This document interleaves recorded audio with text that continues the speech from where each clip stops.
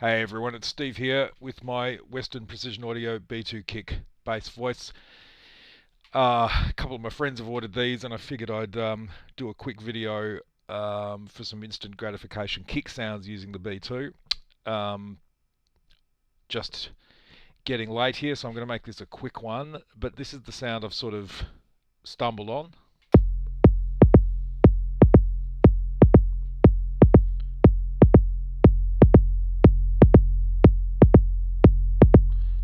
Now, quite a bit of thwack on the front end, and the resonance of that decaying kick is quite nice. Let me just play you one hit. And another.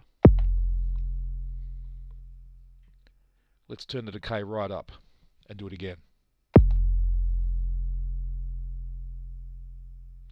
There's a really nice curved shape to the way that resonance plays out in that decay. Let's do it once more. Right, let's just turn it right up tight and get some hits back in. So that's a nice, usable, quick kick, I would say, that has a nice thwack but still quite a bit of sub going on. I'm going to just race through the controls here to show you how you might customize that, noting that the most important ones at the moment are where the tuning knob is at about 2 o'clock. I've got the VCO shapes all the way over to the sine wave here. I've got bend and attack all the way clockwise. In fact, I had decay a little bit off just for a little bit of decay, and that's for the bend amount actually, so that's the effect of modulating the pitch for the hit. And that's where you're getting the front end. You can really overdo it, or just dial it back a bit for something a bit more realistic. Now, if I increase the decay on the pitch, that's what that's doing. And if I increase the bend, right,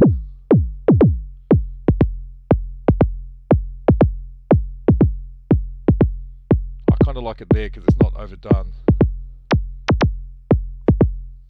Right.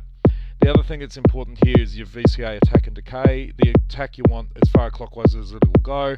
You want these two on the far left positions, and your decay, well, that's a matter of taste.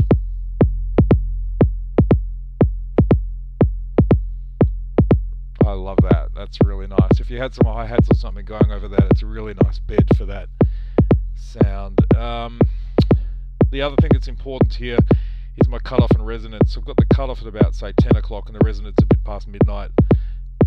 This is important here because it's the bend envelope to the filter.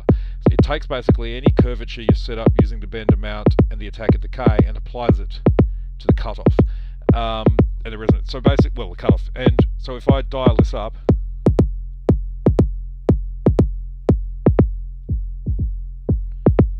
you can hear it almost EQing the sound, really. Well, that's probably exactly what it is doing, really. But anyway, it's applying the shape of the bend circuit to the filter. And it's really important to muck around with that in your final stages of settling on your kick sound, because that's where your tone control happens at the end, once you get something you kind of like. So, keeping in mind that this is a full bass voice or synth voice as well, I'm just focusing on the kick sounds. But if I turn the tuning right up,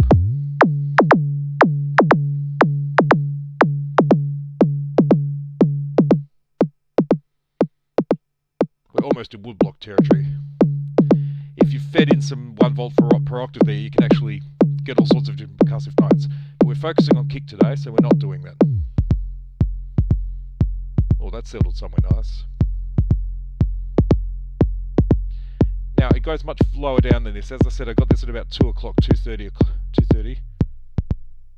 You can get an incredible amount of sub there. But you're going to want to compress that later on, whether it's through a Eurorack module or something in your VST somewhere. That'd be my go-to, to really get that sub out. It's incredibly deep.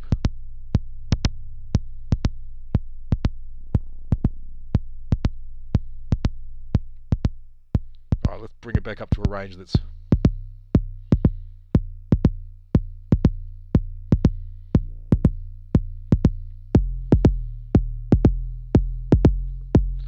more audible. Now, of course, you can change the shape of the VCO, bringing in a saw wave here.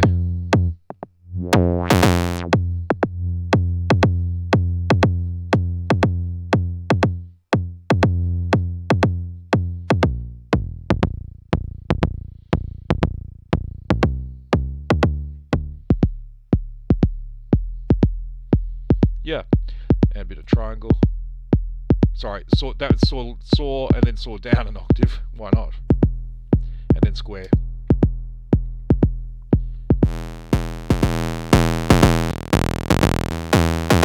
But we really just want to focus on that lovely sine wave. So the key things to keep in mind are where you've got the tuning. Of course, when you've got a kick, you're always tempted to make it as low as you can, but it also has less impact doing that. You want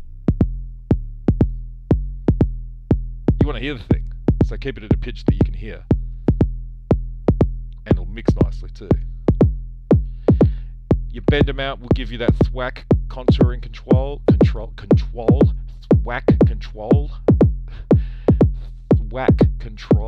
or thrack control if you're a King Crimson fan.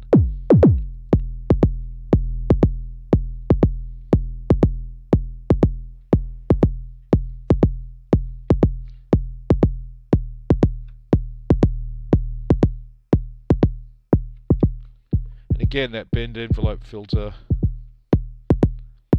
gives you that nice EQing if you're finished.